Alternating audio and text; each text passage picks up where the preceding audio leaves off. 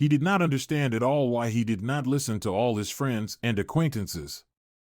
After all, they told him that Mila was far from being as sweet as she seemed. But where is it? He knows better. The picture that he now saw was, to put it mildly, not very decent. As soon as he opened the door, he saw the body. It was only in shorts and slept on the floor in the hallway, making loud growling sounds. Mr. Mitchell stepped over the body and moved on. Some girl is lying on the sofa near the living room, and Mila is in his bedroom, though not alone. He did not even wake her up. He wanted to leave immediately. Fortunately, it was not his apartment. He rented it for Mila. Decided to take a photo anyway. Interestingly, no one has ever woken up. He got into the car, called the agency. "Good afternoon, this is Mr. Mitchell. I'm renting an apartment from you on Central Street 23. I wanted to say that I will not renew the contract." He said goodbye and hung up. A week later, Mila is in for a surprise. When he arrived at his house, he realized that he did not want to go there at all. He was tired after 2 weeks on a business trip and did not really sleep. The idea came unexpectedly. Mr. Mitchell took out his phone and dialed the number of an old friend whom they rarely saw. "Mr. Poole, hi. Wait, can I guess? This is probably Mr. Mitchell himself condescending to me. Mr. Poole, that's enough. I may want to visit you." "Visiting? Well, you're a joker.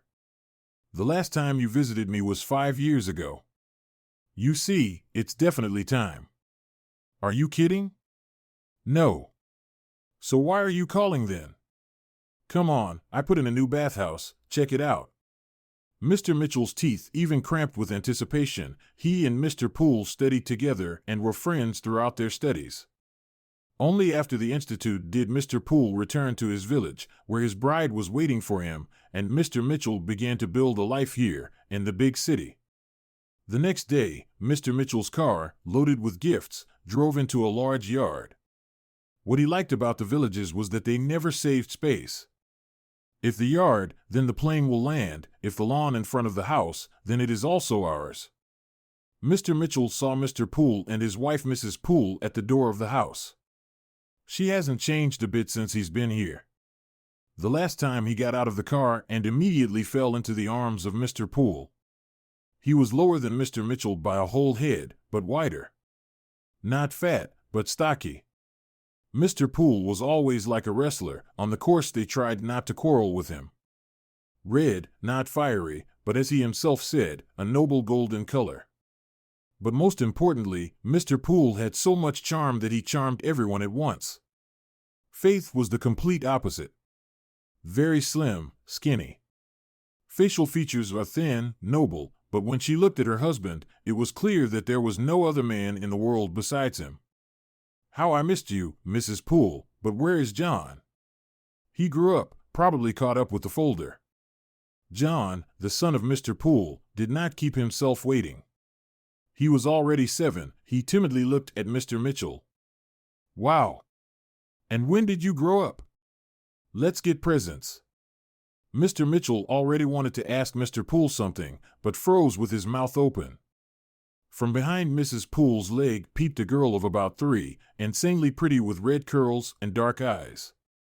Mr. Mitchell swallowed. "Wait, guys, and who is this with you?" Mr. Poole smiled contentedly. Something banged in the corridor. Exactly the same head peeked out from the other side of Mrs. Poole. 2 completely identical girls stared Mr. Mitchell. His appearance was such that Mrs. Poole laughed. "Well, they're just kids. Meet Ashley, and this is Tina, and this uncle's name is Mr. Mitchell. You. How are you?" At least they would say. "It can't be like that." Mr. Poole smiled. They didn't start talking. They decided to come and see for themselves, and if you don't come, then it's useless. "Well, you guys give. What didn't you say yesterday?" "I don't have gifts." "Beauties, they did their best." "Okay, you embarrassed my wife. Unload and go to the bathhouse, then we will fry the barbecue. I have everything ready." How Mr. Mitchell dreamed of such an evening. After the bath, steamed at the barbecue, by the evening he became friends with the girls so much that they did not leave him. They were constantly talking about something, showing their dolls. Mrs. Poole even yelled at them. "Well, what is it? You don't give your uncle a rest, girls." Mr. Mitchell took them to his knees. "Mrs. Poole, don't swear, they don't bother me at all. On the contrary, it's interesting." Mr. Poole chuckled. Himself, when you are 33, tall, handsome, not wives, not children. For a long time, Mr. Mitchell was not so good. He just rested his soul. Everyone laughed at some regular antics of Tina or Ashley. He did not yet understand how it was possible to distinguish them at all. When the gate creaked, Mrs. Poole, Mr. Poole's wife, turned around. "Maria, hello, come to us." The slender young woman slid her eyes over them, then her gaze settled on Mr. Mitchell. The smile faded, her gaze turned icy, and after a moment she looked away. "No, Mrs. Poole, thanks, I can't do anything. Carmen had a temperature, but at home there was nothing from the temperature. Can you lend me some pills I'll buy tomorrow?" "Ladies, of course. Maria, let's go see what I have." They hid in the house, and Mr. Poole carefully looked Mr. Mitchell. "Listen, you know each other. The last time you came, Maria was visiting us." "Well, yes, we know each other, but why does she live here?" "It seems that then she came to take care of her grandmother." "Exactly, the grandmother died, but Maria remained, she got used to it." The gates creaked again and Mrs. Poole returned to them. "Well, what is there?" She waved her hand. "Yes, everything is as always. You know Carmen, as soon as Maria turned away, she was already in a puddle, or on a tree, or something." "Well, yes, her boyfriend is fired." Mr. Mitchell listened and could not remember whether Maria had a son then or not. Probably was, they just didn't have time to discuss family problems then. Mrs. Poole turned to Mr. Mitchell. "Forgive me for the question, but Maria somehow looked at you strangely, and you seemed to be petrified. Did you just see each other then, or not?" Mr. Mitchell lost remembering 5 years ago. "Yes, why hide something? So much time has passed, I probably did not act very nicely. In general, when I was here with you, Maria and I, well, I liked her very much, she apparently liked me too. In general, as soon as you went to bed, I went through the window to Maria, and she was waiting for me on the shore. I didn't want you to know, because you have different laws here. For me it's entertainment, but for you it's almost a crime. Okay, we had fun, took a walk and I left, although it was hard for me then, but I decided that I would be ill. Why do I need Maria?" A year and a half later I met her in the city, I recognized her and she recognized me. All lit up, only I was not alone, but with friends. Golden youth, you know? How could I approach a woman who was not as chic as everyone else in my environment? I pretended not to know. I even thought that she was specifically looking for me, but then I quickly forgot about everything. Mrs. Poole was silent. Mr. Poole pounded his fork on the table. Now everything fell into place. Mrs. Poole looked frightened at her husband. Mr. Mitchell looked at Mr. Poole in surprise. "You see, Mr. Mitchell, all these years I could not understand who Carmen reminds me of, and still could not understand why I am ashamed when I meet Maria." There was silence at the table, then Mr. Mitchell asked in a hoarse voice, "What do you want to say?" "Yeah, Maria stayed here then only because it is easier to raise a child alone in the village. Here people are like that, they will not let you go to waste." Mr. Mitchell got up. "No, it's some kind of nonsense, but it can't be." "How come?" "Having a baby and not even trying to report it." He broke off. "So that's why she came then." Damn, damn, damn. Mrs. Poole got up. "Okay, you're sitting here, and I'll go and put the girls to bed." They were sitting outside. "Mr. Poole, what to do?" "I can't tell you that. What do you want?" My heart almost stopped. Do you think I'm insensitive? Do you think that I did not dream that I had such buttons? Of course I want to meet you. "Mr. Poole, what should I do?" Mr. Poole was silent for a while, then he spoke. Do you want to be honest? If I knew it was you, I would not have invited you to visit us. You know how Maria lived. Carmen is small, there is no one to leave him with, but he has to work in order to live. My Faith took Carmen herself, as if she were pregnant at home. They are very friendly even. Mrs. Poole Maria did not say who the father was. How much Mrs. Poole convinced her that she should at least try to ask for some help. I didn't even think it was you. You're right, but that doesn't make it any easier. Okay, let's go to bed. The morning is wiser than the evening. At night, Mr. Mitchell did not sleep. As soon as he lay down, he took the phone. From Mila 35 missed. He didn't call back, just sent her the photo he took. She did not call back, and Mr. Mitchell plunged into thought. He imagined that Maria lives in his house, that he has a son. He liked this picture so much that he finally woke up. He quietly got up and slipped out the window into the street. How are you?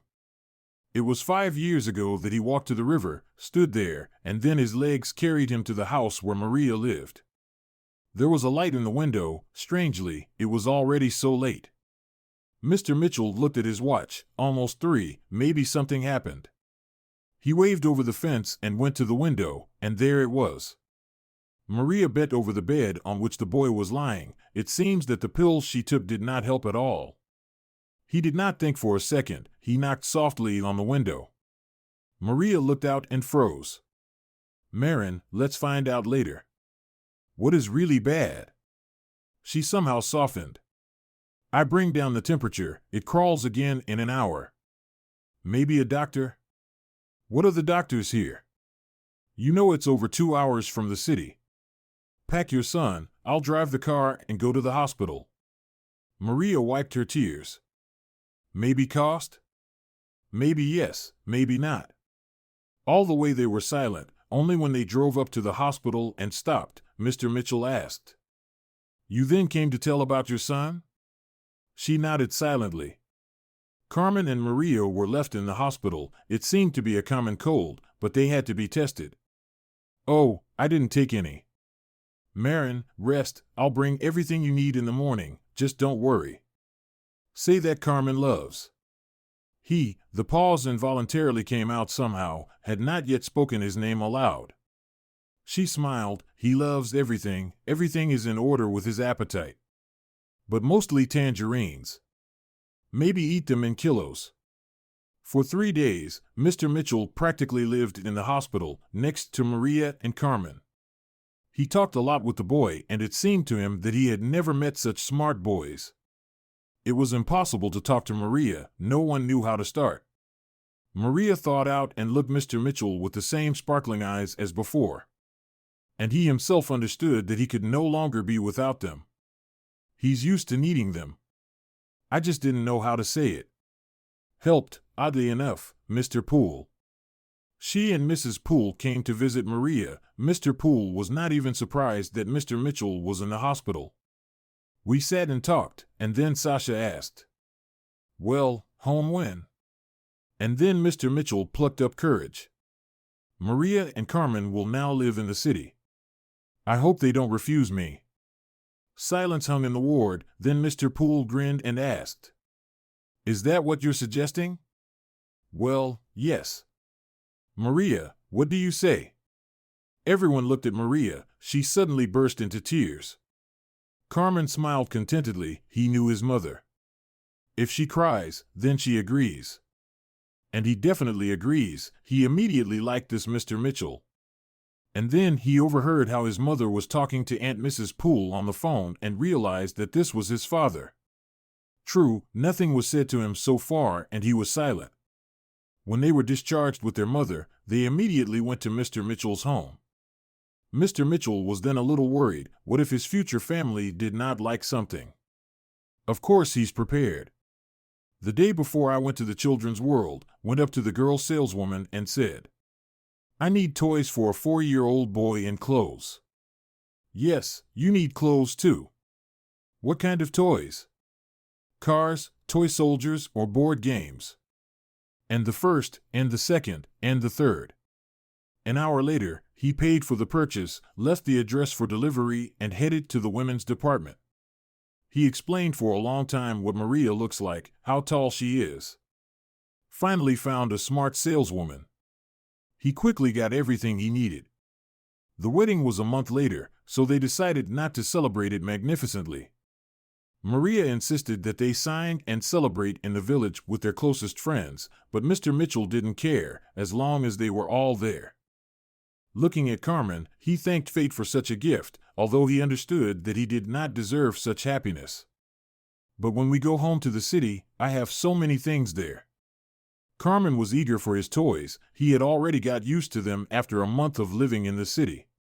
A couple of days after the wedding, they were about to leave and he boarded up the windows and the door. Maria looked sadly at the house. "Well, what are you?" She turned to Mr. Mitchell. "Everything is fine, just lived here for so many years." "Mother." Carmen was peeping out of the car, eager to get back to his new toys. As soon as the car started moving, he fell asleep almost immediately.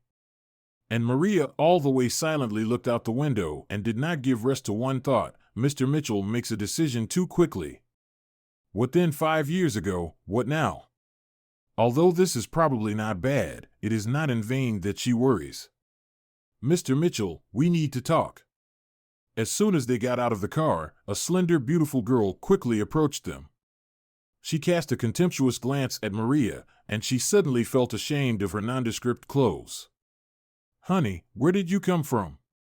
"You have very sociable people at work, they said you come." "What do you need?" "I don't think we have anything to talk about." "You think we have something to talk about? Speak." "I'm not sure your partner will like it." Mr. Mitchell felt out of place, but Maria saved him. "We'll go talk." She pushed Carmen forward and they disappeared into the entrance.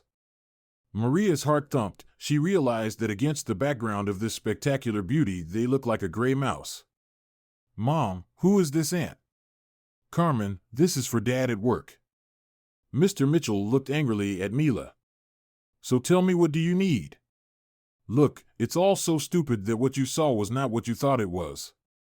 "Mila, it doesn't matter to me now. If you didn't understand, then now my lawful wife and son were next to me. There is nothing between you and me and cannot be. I beg you to find yourself another idiot." He turned around and walked towards the house, and Mila watched him go. "Well, we'll see how long you last with that rustic chicken." The month flew by like one day. Mr. Mitchell was torn between his business and home. He wanted to be near Maria around the clock. It became cozy at home. They dined together, discussed what happened to someone. During the day, Carmen had the most news. He had already been going to kindergarten for a week and he had more than enough impressions. On Saturday, they decided that the month from the date of the wedding is also a date. It should be noted, and began to cook dinner together. Carmen was thoughtful and sad. Mr. Mitchell looked inquiringly at Maria, but she shrugged her shoulders. Then he turned to the boy. "Carmen, I see something is bothering you." He sighed and looked at his father. "Dad, I don't know what to do." "So tell us, maybe we can advise." "You see, Dad, I promised to marry Sonia, and yesterday Elena came to our group, and now I don't want to marry Sonia, I want to marry Elena. But I promised Sonia, and what should I do now?" Maria tightly compressed her lips, but not to laugh. She grabbed a plate and carried it into the room. She saw that Mr. Mitchell was looking at her in confusion, but nothing let him get out. She already explained a few months ago how one goat turned into two. Now it's Dad's turn. But Mr. Mitchell was lucky. While he thought out what to say, Carmen himself decided. "While I will be silent, suddenly Sonia herself will change her mind about marrying me." After a fun lunch, Maria started talking about work. "Of course, I understand that you have enough of everything, but I don't want to sit at home all the time." "What are you talking about?" "I would go to work. I do have an education." A year passed and Maria worked in a window sales company. Mr. Mitchell went about his business, and Carmen went to the garden for boxing, drawing, and somewhere else under the supervision of a nanny. Today Mr. Mitchell was waiting for Maria. He picked her up at work because he wanted to take her to the salon and buy a ring. He opened the door lazily watching passers-by and suddenly tensed up. Mila was walking along the sidewalk. High heel, short dress, revealing neckline. Bold, daring, beautiful. Mr. Mitchell shifted his gaze to the office doors, and his wife was just coming out of them, who looked, to put it mildly, very modest in comparison with his ex. For some reason, two images appeared in Mr. Mitchell's head, a tigress, the strongest and most domestic dog, which, if only to be warm and satisfying, he even shook his head to drive away these thoughts. For the next few days, he could not get rid of this obsession. Maria answered at random and offended her without wanting to. One evening, Maria was spinning in front of the mirror, choosing an outfit for work tomorrow, and Mr. Mitchell looked at her gloomily. "Marin, you dress like a nun." She looked at him in surprise. "How is the nun? Do you want me to walk around like a girl of easy virtue? But why immediately extremes? At least high-heeled shoes, because you can wear them." "You can, but I don't really like it, but if you want it so much, then I will try to reconsider my wardrobe." Mr. Mitchell introduced Maria in a defiant outfit and realized that it would be completely inappropriate. He waved his hand.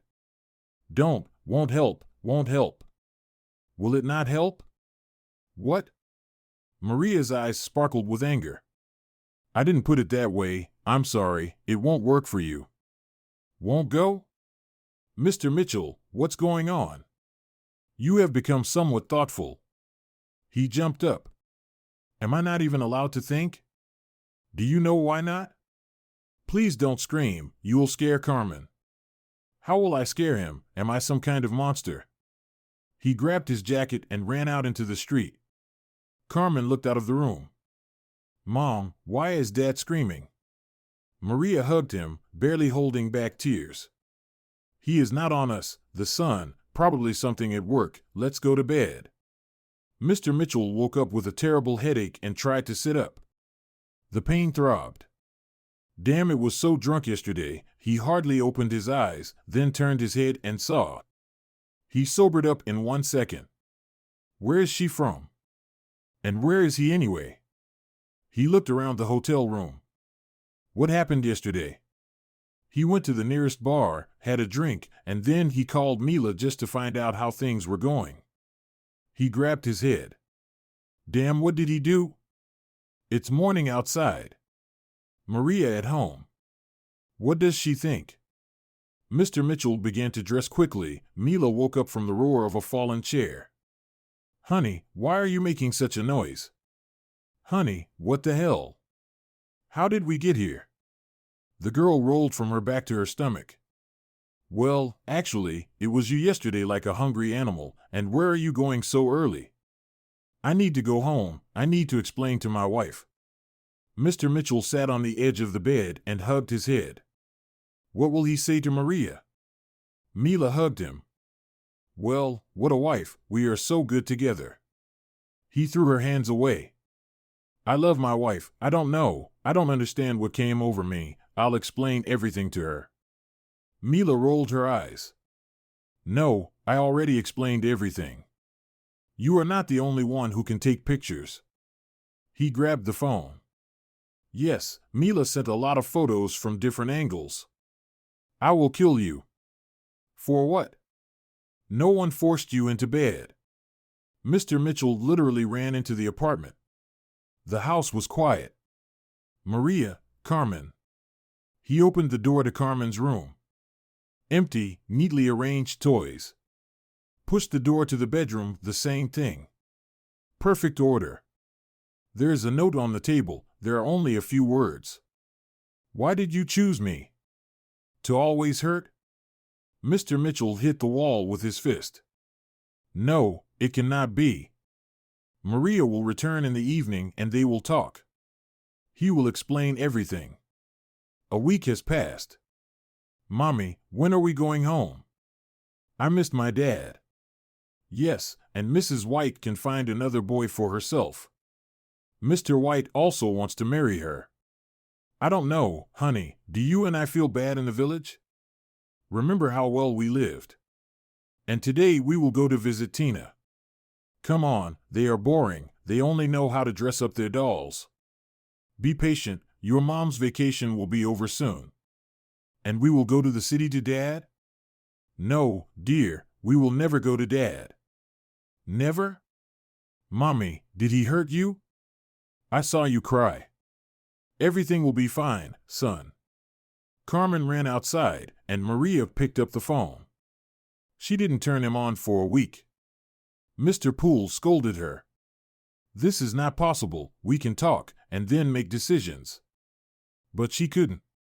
As soon as she thought about her husband, these photographs that were sent to her immediately appeared in her head. At night, she immediately removed them and began to collect things. I wanted to scream, cry, fight in hysterics, but she held on. The door creaked and Mrs. Poole entered. I'm behind you, the bath is ready.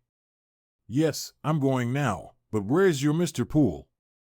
I went to the village to the store, and I wanted to talk to you.